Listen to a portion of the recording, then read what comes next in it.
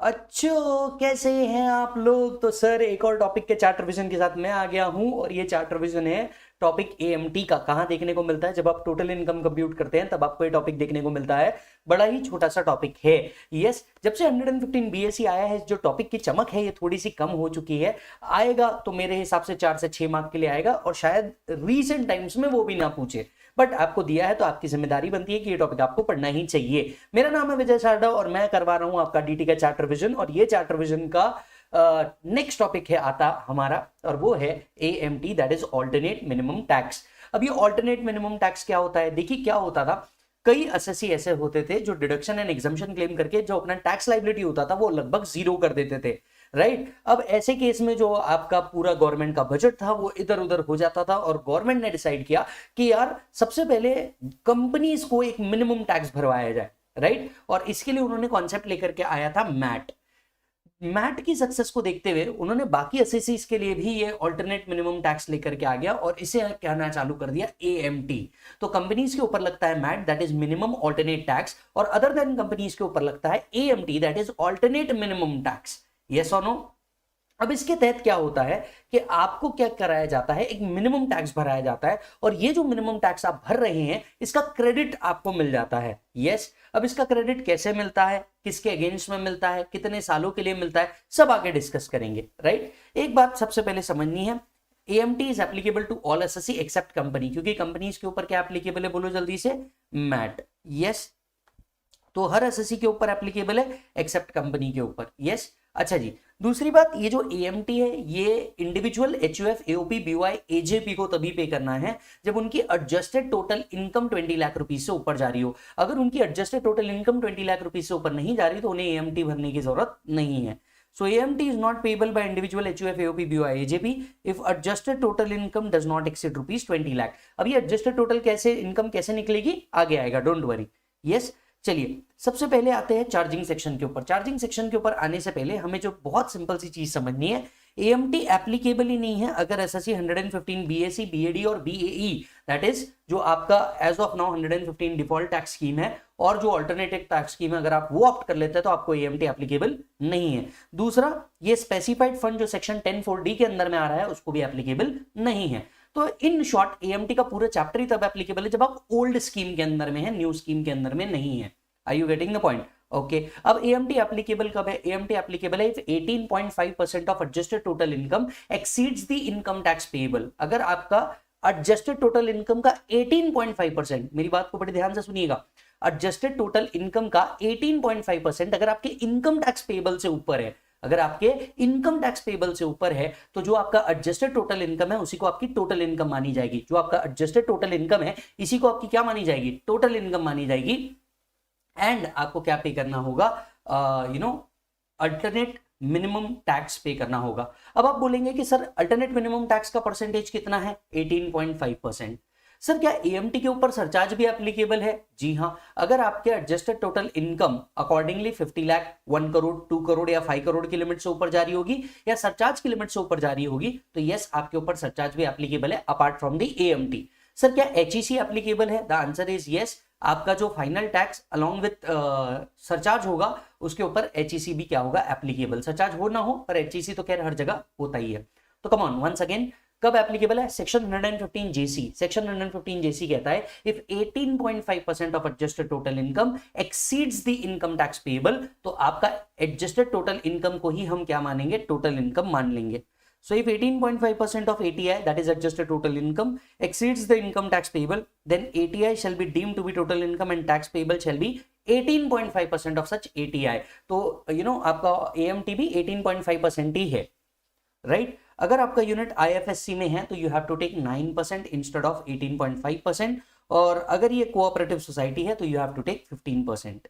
Yes, अब आते हैं कि सर ये एडजस्टेड टोटल इनकम कैसे निकाला जाता है। देखिए पूरा गेम ही एडजस्टेड टोटल इनकम का है और उसमें भी मैं आपको बोल दूं अगर कभी इसके ऊपर क्वेश्चन आया तो वो सेक्शन 35AD पे ही होगा।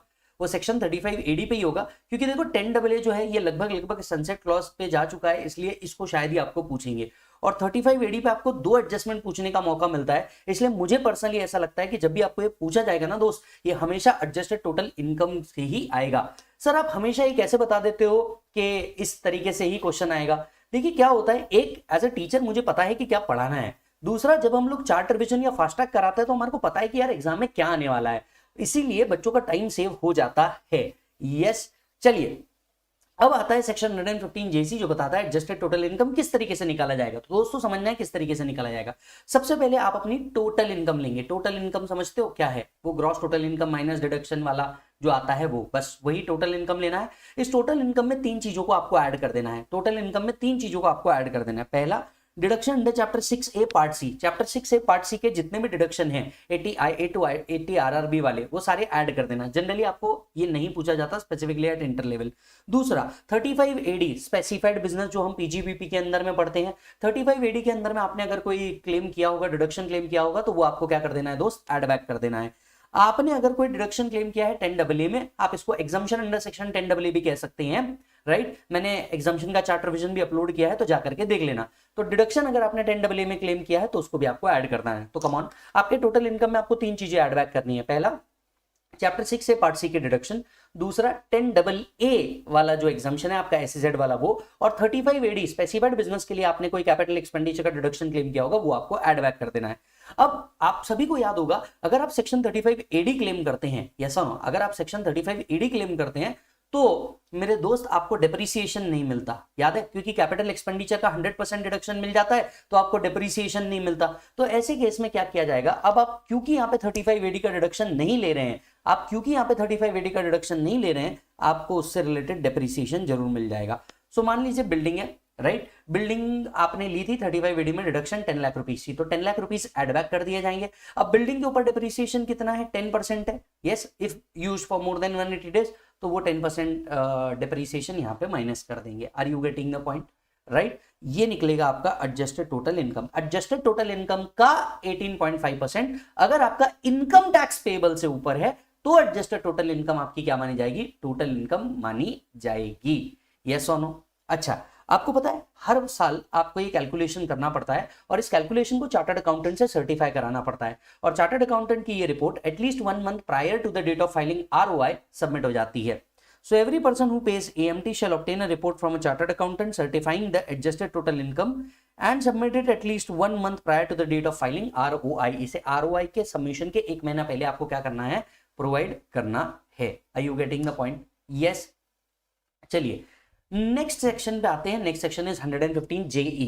अब ये सेक्शन क्या है मैं आपको बताता हूं। देखिए कितने तेजस्वी लोग थे भारत के। आप पूछोगे कि सर ऐसे कैसी बात कर रहे हो, नहीं मैं सही बात कर रहा हूं, कितने तेजस्वी लोग थे भारत के। तो हुआ क्या, एक एसएससी था, एक एसएससी के केस के अंदर में ऐसा हुआ कि उसके ऊपर 234 ABC का इंटरेस्ट लगाया गया, है ना। ही वॉज लाइबल टू पे AMT और उसके ऊपर 234 ABC का इंटरेस्ट भी लगाया गया। एसएससी आया, एसएससी आकर के बोलता है 1 मिनट, आप मेरे पे 234 ABC का इंटरेस्ट लगा ही नहीं सकते।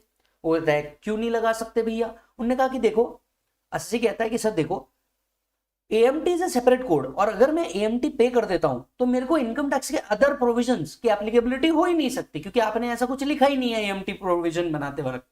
तो अब इनकम टैक्स डिपार्टमेंट को समझ में आइला, ये लोग तो हमें बेवकूफ बना रहे हैं। मैटर कोर्ट में गया और इनकम टैक्स डिपार्टमेंट हारा था, और आपको तो पता है जब जब इनकम टैक्स डिपार्टमेंट हारता है तब तब क्या आती है, अमेंडमेंट आती है। तो उसके बाद अमेंडमेंट आई, अमेंडमेंट ने कहा कि भैया देखो, just because AMT is applicable does not means कि आपको इनकम टैक्स के अदर प्रोविजन को फॉलो नहीं करना है। सो दैट मींस आप ऑल अदर प्रोविजन जो इनकम टैक्स के है वो एज इट इज मुटाटिस मुटेंडिस एप्लीकेबल होंगे। मतलब जो इंटरेस्ट के प्रोविजन है, पेनल्टी के प्रोविजन है, रिटर्न फाइलिंग के प्रोविजन है, वो सब एज इट इज एप्लीकेबल होंगे। सिर्फ आपको जो टैक्स पेबल है वो किसके थ्रू हो जाना होगा, ये टैक्स पेबल जो है आपका वो किसके थ्रू होना होगा, आपके AMT के प्रोविजन के तहत। So all the provision of this act, for example advance tax, interest, penalty etcetera, ये एप्लीकेबल होंगे, भले ही आपको इनकम टैक्स एक्ट एप्लीकेबल क्यों ना हो। यस। अब आता है AMT क्रेडिट, और AMT क्रेडिट से रिलेटेड बात कर लेते हैं। ये लास्ट पार्ट है इस पर्टिकुलर चैप्टर का, और आपका चार्ट रिवीजन खत्म इस पर्टिकुलर टॉपिक का। यस मालिक। तो चलो आगे बढ़ते हैं, सेक्शन 115 JD टैक्स क्रेडिट की बात करते हैं। अब देखिए क्या हो रहा है, आपको पे करना था इनकम टैक्स, पर आप पे कर रहे हो AMT, मतलब आपको क्या मिलेगा, क्रेडिट। अब ये क्रेडिट कब मिलता है मैं आपको समझाता हूं। देखिए मान लीजिए मेरा AMT पेबल है 100 और मेरा इनकम टैक्स पेबल आ जाता है let's say 70। What I have to पे, आई हैव टू पे हायर ऑफ इनकम टैक्स और AMT। तो मुझे कितना पे करना पड़ेगा, 100। एक्चुअली मेरी लाइबिलिटी कितनी थी इनकम टैक्स के तहत, 70। मैंने पे कितना किया, 100। तो मेरा क्रेडिट कितना बन जाएगा दोस्त, मेरा क्रेडिट बन जाएगा 30। मेरा क्रेडिट कितना बन जाएगा दोस्त, मेरा क्रेडिट बन जाएगा 30। Are you getting the point? That is the difference between AMT payable and income tax payable is called as AMT credit. Come on once again, the difference between AMT payable and income tax payable is called as AMT credit. तो आपका 30 rupees जो हो गया, ये हो गया आपका AMT credit. क्या ये AMT क्रेडिट को मैं कैरी फॉरवर्ड कर सकता हूं? Answer is yes. आप इसे 15 असेसमेंट ईयर तक के कैरी फॉरवर्ड कर सकते हैं। वापस से बोलो कितना? 15 असेसमेंट ईयर तक के आप इसे क्या कर सकते हैं सर? कैरी फॉरवर्ड कर सकते हैं, बिंदास। ओके सर, 15 असेसमेंट ईयर में कैरी फॉरवर्ड कर सकता हूं। सर एक और बात बताइए, ये क्रेडिट को मैं यूज कब करूंगा? ये क्रेडिट किसके अगेंस्ट में यूज होगा? देखिए, क्रेडिट कब यूज होगा? जिस साल आपका income tax payable is higher than AMT payable.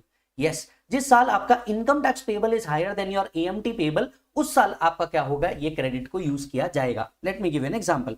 मान लीजिए ईयर 2 आता है। ईयर 2 के अंदर में हमारी सिचुएशन थोड़ी सी बदल जाती है। समझाते हैं ईयर 2 में क्या सिचुएशन बदलती है। सपोज ईयर 2 में आपका इनकम टैक्स पेबल आ गया 120 और आपका AMT कैलकुलेट हुआ लेट से 100, तो आपका एडिशनल पेबल कितना था? 20। आप कितने का क्रेडिट लेकर के आए हैं? 30। तो ये क्रेडिट आप यूज कर पाएंगे, ये क्रेडिट आप यूज कर पाएंगे। और जो बैलेंस क्रेडिट है 10, वो क्या हो जाएगा? अगेन कैरी फॉरवर्ड हो जाएगा। जो बैलेंस क्रेडिट है 10, वो क्या हो जाएगा सर? कैरी फॉरवर्ड हो जाएगा। तो क्रेडिट कब अराइज होता है? क्रेडिट अराइज होता है when AMT payable exceeds income tax payable. Are you getting the point? Credit use कब होता है? When income tax payable exceed AMT payable. अच्छा, क्रेडिट कितना यूज हो पाएगा? The difference between income tax payable and AMT payable, जितना difference है उतने का ही क्रेडिट यूज हो पाएगा। ये क्रेडिट 15 साल तक के क्या हो सकता है? कैरी फॉरवर्ड हो सकता है। अब मान लीजिए एक और बात बता देता हूं, आपके पास कोई AMT क्रेडिट पड़ा है, अगले साल आप 115 BAC ऑप्ट कर लेते हो, तो वो जो क्रेडिट है आपका, उसका क्या होगा? क्योंकि देखो, जब आप 115 BAC फॉलो करते हो तब तो AMT आता ही नहीं, और आपके पास ऑलरेडी कोई क्रेडिट पड़ा है और आपने 115 BAC ऑप्ट कर लिया, तब क्या होगा? ऐसे केस में आपको क्रेडिट यूज करने नहीं मिलेगा। जब तक आप ओल्ड स्कीम के अंदर में नहीं आते, वो क्रेडिट आपको यूज करने नहीं मिलेगा। यस और no?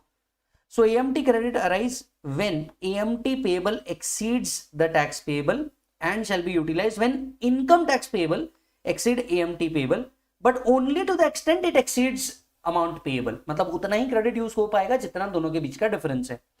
No interest shall be payable on AMT credit. सरकार आपको कोई इंटरेस्ट नहीं देने वाली इस AMT क्रेडिट पे जो सरकार के पास पड़ा है। ये आप कैरी फॉरवर्ड भी कर सकते हो, सेट ऑफ भी कर सकते हो up to 15 assessment year. Yes, आगे चल के अगर मान लीजिए कभी असेसमेंट होता है, इनकम टैक्स डिपार्टमेंट की तरफ से कार्रवाई होती है, असेसमेंट होती है, और ये क्रेडिट बढ़ता है या कम होता है, या इनकम टैक्स पेबल बढ़ता है या कम होता है, या AMT पेबल बढ़ता है या कम होता है, तो ये क्रेडिट को भी अकॉर्डिंगली क्या किया जाएगा? एडजस्ट किया जाएगा। If the amount of regular income tax or AMT is reduced or increased as a result of any order, the amount of tax credit shall also be adjusted accordingly. AMT credit not available if you opt for 115 BAC, BAD or BAE as the case may be. Yes. अच्छा जी, यहाँ पे एक और बात लिखी है जो foreign tax credit से रिलेटेड है, वो ये है कि आपको उतना AMT क्रेडिट फॉरवर्ड करने नहीं मिलेगा जितना आपने already foreign tax credit claim कर लिया है। So AMT credit will be reduced by foreign tax credit allowed against AMT। तो जितना आपको foreign tax credit income tax के अगेंस्ट में मिल चुका है, उतना AMT आप क्या नहीं कर पाएंगे? कैरी फॉरवर्ड नहीं कर पाएंगे। Yes sir. हालांकि मैं आपको जेन्युइनली बोल रहा हूं, मुझे पर्सनली ऐसा लगता है क्योंकि 115 BAC को ज्यादा इंपॉर्टेंस मिल रहा है, यह टॉपिक एप्लीकेबल नहीं है और मेरे हिसाब से बहुत से केस में ये टॉपिक को अब पूछने भी नहीं वाला। बट क्योंकि ये हमारी जिम्मेदारी है, हमें प्रिपरेशन करना ही चाहिए, इसलिए हम लोगों ने बता दिया, पढ़ लिया। 2 ही टॉपिक है, आपको मॉड्यूल में टोटल इनकम के साथ साथ मिल जाएगा और ये हमने चार्ट रिवीजन के अंदर में खत्म कर दिया। आई एम श्योर ये जो हम लोगों ने कंप्लीट किया है लगभग 15 मिनट के अंदर में, इसने आपको चैप्टर का क्विक इनसाइट दे दिया होगा। एंड अब आपको क्या करना चाहिए, जो ऑडियो रिवीजन है वो एक बार सुन लेना चाहिए। इसके ऊपर हम लोगों ने 2 से 3 प्रॉब्लम सॉल्व किए हैं, वो आप लोगों ने कर लेना चाहिए। जो अपना क्वेश्चन बैंक है उसके अंदर में इसके ऊपर क्वेश्चन है, उसको सॉल्व कर लेना चाहिए। That's it. इसके अलावा आपको कुछ करने की जरूरत नहीं है। Yes, thank you so much मालिक। मिलूंगा आपसे अगले वीडियो के अंदर में। आप अपना पूरा ख्याल रखें। जाते जाते सब्सक्राइब का बटन दबा करके चल जाना। कुछ कहना हो तो इंस्टाग्राम और टेलीग्राम दोनों पे मिल जाऊंगा। Bye bye.